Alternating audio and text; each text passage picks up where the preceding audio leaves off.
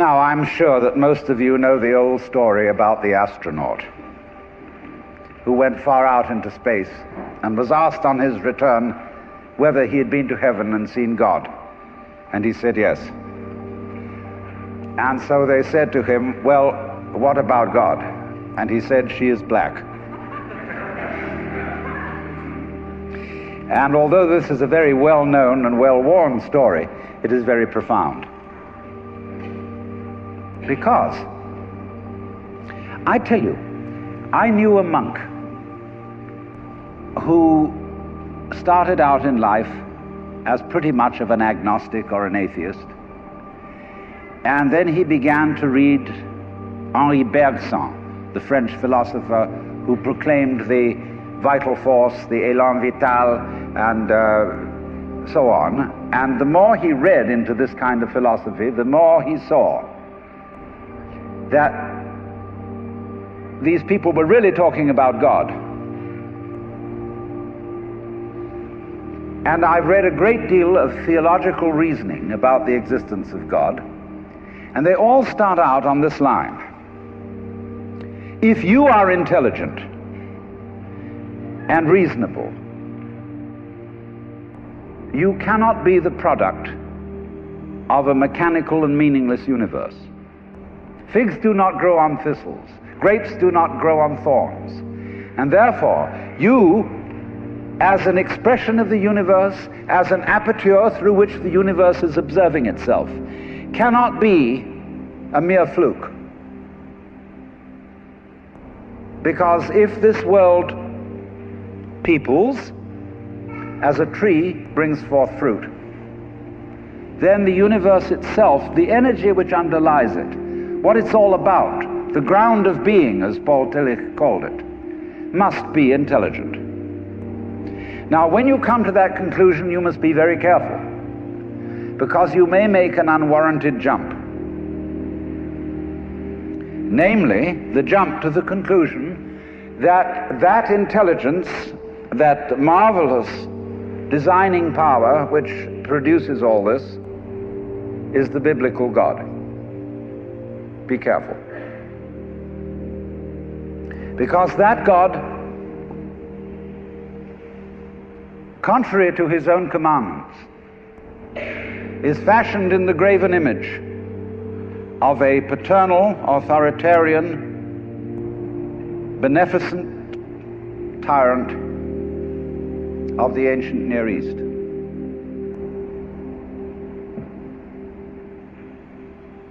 And it's very easy to fall into that trap, because it's all prepared, institutionalized in the Roman Catholic Church, in the synagogue, in the Protestant churches, all there ready for you to accept. And by the pressure of social consensus and so on, it is very natural to assume that when somebody uses the word God, it is that father figure which is intended. Because even Jesus used the analogy, the Father, for his experience of God. He had to. There was no other one available to him in his culture. But nowadays, we are in rebellion against the image of the authoritarian father. Especially this should happen in the United States, where it happens that we are a republic and not a monarchy. And if you, as a loyal citizen of this country, think that a republic is the best form of government, you can hardly believe that the universe is a monarchy. But to reject the paternalistic image of God as an idol is not necessarily to be an atheist. Although I have advocated something called atheism in the name of God. That is to say,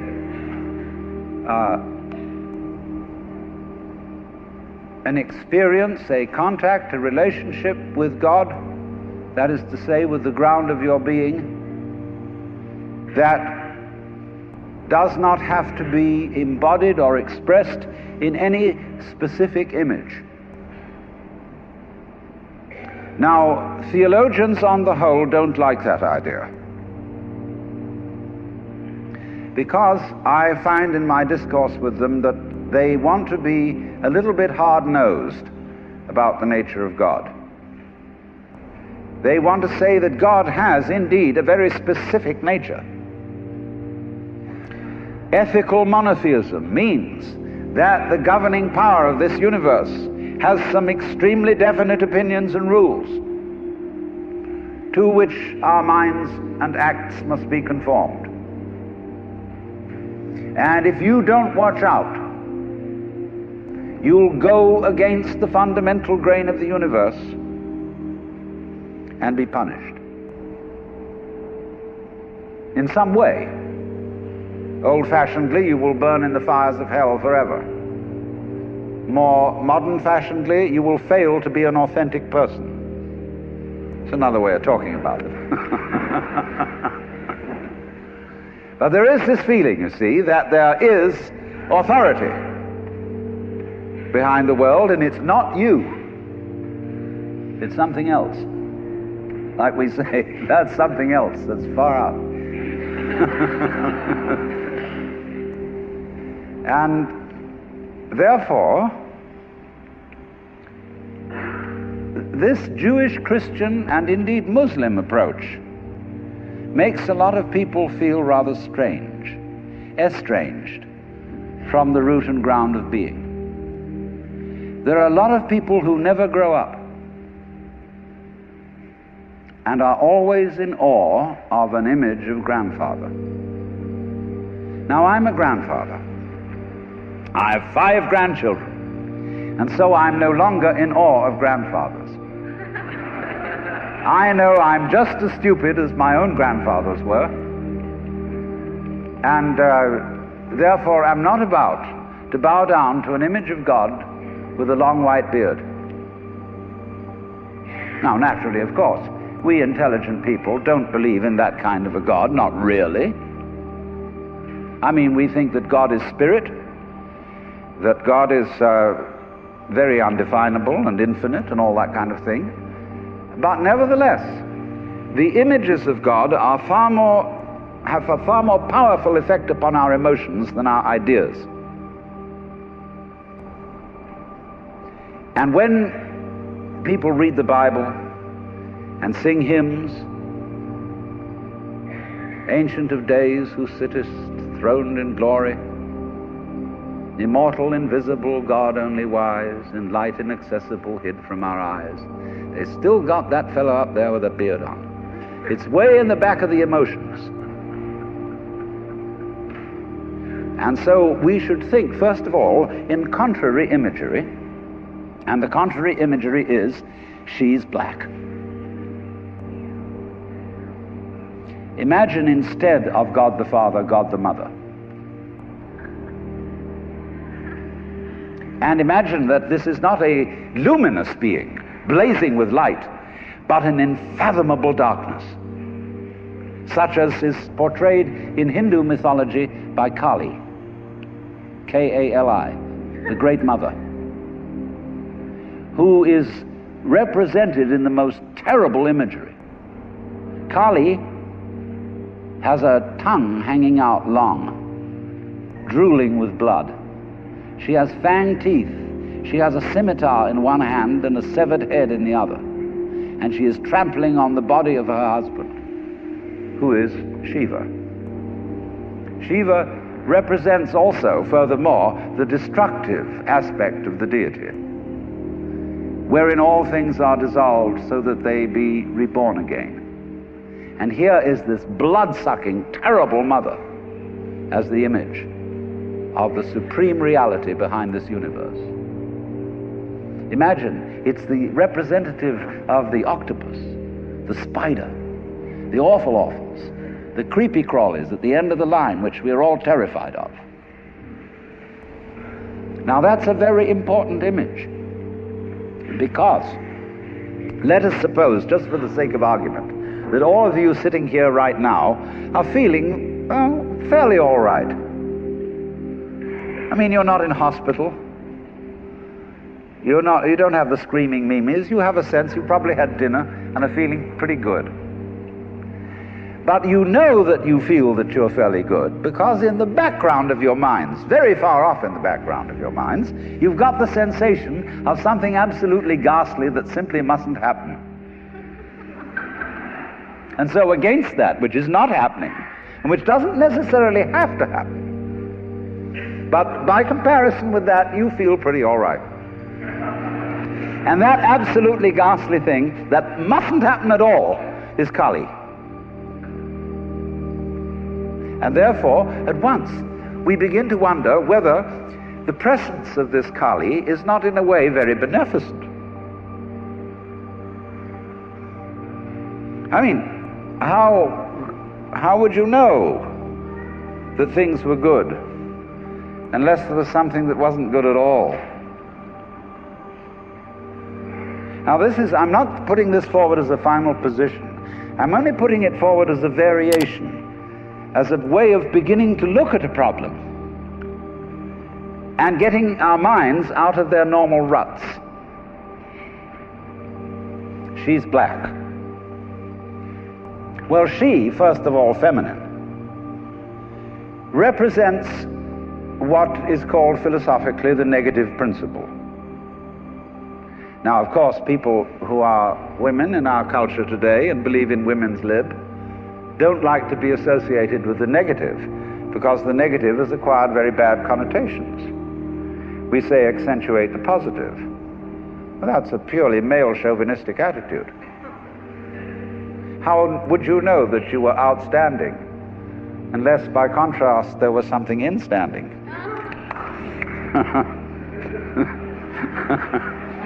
You cannot appreciate the convex without the concave. You cannot appreciate the firm without the yielding. And therefore, the so-called negativity of the feminine principle is obviously life-giving and very important. But we live in a culture which doesn't notice it. You see a painting, a drawing of a bird, and you don't notice the white paper underneath it. You see a printed book, and you think that what is important is the printing, and the page doesn't matter. And yet, if you reconsider the whole thing, how could there be visible printing without the page underlying it? What is called substance, that which stands underneath, underneath, stands. To be substantial is to be underlying, to be the support, to be the foundation of the world. And of course, this is the great function of the feminine, to be the substance. And therefore, the feminine is represented by space, which is of course black at night. But were it not for black and empty space, there would be no possibility whatsoever of seeing the stars.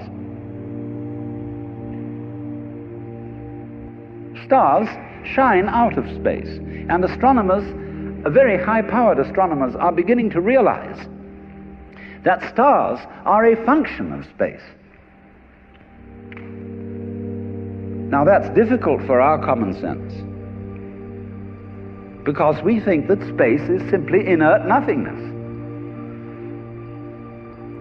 But we don't realize that space is completely basic to everything. It's like your consciousness. Nobody can imagine what consciousness is. It's the most elusive, whatever it is, that there is at all, because it's the background of everything else that we know. Therefore, we don't really pay much attention to it. We pay attention to the things within the field of consciousness, to the outlines, to the objects, to the so-called things that are in the field of vision, the sounds that are in the field of hearing, and so forth. But what it is that ever it is that embraces all that we don't pay much attention to it. We can't even think about it. It's like trying to look at your head. You know, you try to look at your head, and what do you find? You don't even find a black blob in the middle of things. You just don't find anything. And yet that is that out of which you see, just as space is that out of which the stars shine. So there's something very queer about all this. That which you can't put your finger on, that which always escapes you, that which is completely elusive, the blank, seems to be absolutely necessary for there to be anything whatsoever. Now let's take this further.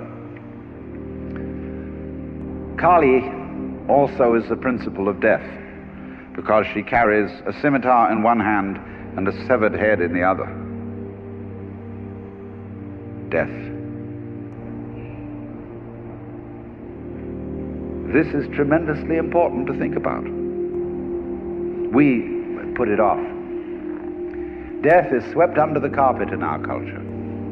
In the hospital, they try to keep you alive as long as possible in utter desperation. They won't tell you that you're going to die. When their relatives have to be informed that it's a hopeless case, they say, don't tell this to the patient.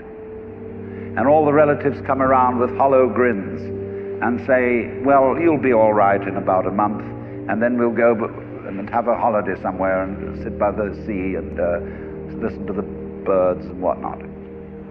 And the dying person knows that this is mockery.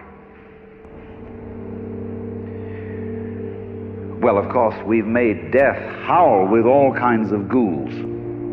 We've invented dreadful afterlives. I mean, the Christian version of heaven is as abominable as the Christian version of hell. I mean, nobody wants to be in church forever. Children are absolutely horrified when they hear these hymns which say, prostrate before thy throne to lie and gaze on thee. They can't imagine what this imagery means. I mean, in a very subtle theological way, I could wangle that statement around to make it extremely profound. I mean, to be prostrate at once and to gaze on the other hand, see, is a coincidentia oppositorum, a coincidence of opposites, which is very, very deep. But to a child, it is a crick in the neck. And that's the sort of imagery we're brought up with. So the idea of what might happen after death, well, you're going to be faced with your judge, the one who knows all about you. This is Big Papa, who knows you were a naughty boy and a very naughty girl, especially girl, from the beginning of things. He's going to look right through to the core of your inauthentic existence. And what kind of heebie-jeebies may come up. Or you may believe in reincarnation, and you think that your next life will be the rewards and the punishments for what you've done in this life. And you know you got away with murder in this life. And the most awful things are going to happen next time around. So you look upon death as a catastrophe. Then there are other people who say, well, when you're dead, you're dead. Just nothing going to happen at all. So what you got to worry about? Well, we don't quite like that idea, because it spooks us. You know, what's it be like to die? To go to sleep and never wake up? Well, a lot of things it's not going to be like. It's not going to be like being buried alive. It's not going to be like being in the darkness forever. I tell you what, it's going to be like as if you never had existed at all. Not only you, but everything else as well. That just there was never anything, and there's no one to regret it. And there's no problem. Well, think about that for a while. It's kind of a weird feeling you get when you really think about that. You really imagine it. Just to stop altogether. And you can't even call it stop, because you can't have stop without start. And there wasn't any start. There's just no thing. Well, then when you come to think of it, that's the way it was before you were born. I mean, if you go back in memory as far as you can go, you get to the same place as you go forward in your anticipation of the future as to what it's going to be like to be dead.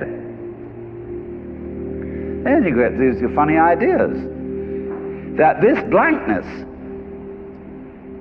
is the necessary counterpart of what we call being. Now, we all think we're alive, don't we?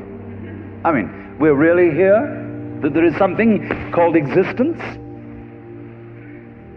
You know, the existentialists, Dasein, thrownness, you know, here we are. But how could you be experiencing that as a reality unless you had once been dead?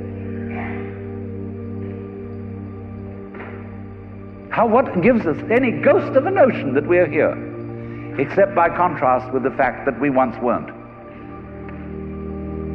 And later on won't be. But this thing is a cycle, like positive and negative poles in electricity. So this then is the value of the symbolism of she is black. She, the womb principle, the receptive, the instanding, the void, and the dark. And so that is to come into the presence of the God who has no image. Behind the Father image, behind the Mother image, behind the image of light inaccessible, and behind the image of profound and abysmal darkness, there's something else which we can't conceive at all.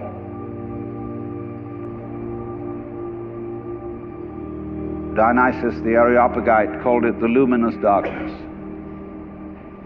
Nagarjuna called it Shunyata, the void. Shankara called it Brahman, that which can only, of which nothing at all can be said. Neti neti, beyond all conception whatsoever. And you see, that is not atheism in the formal sense of the word.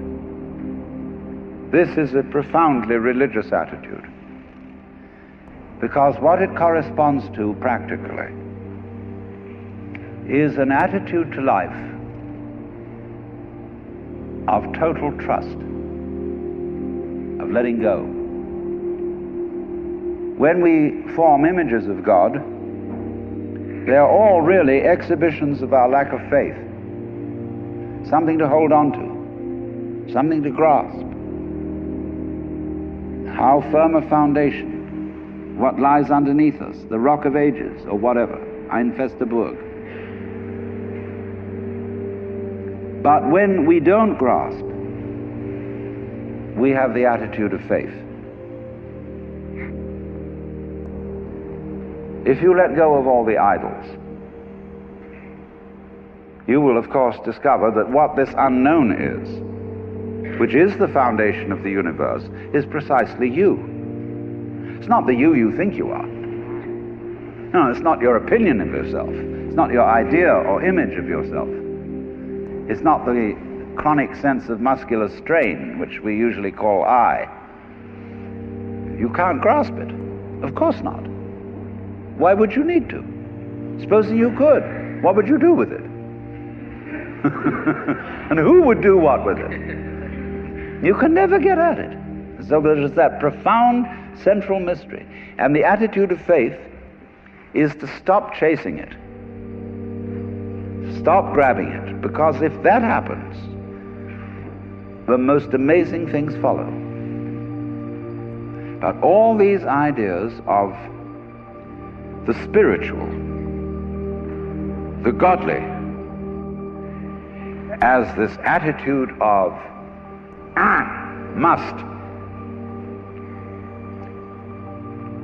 and we have been laid down the laws which we are bound to follow.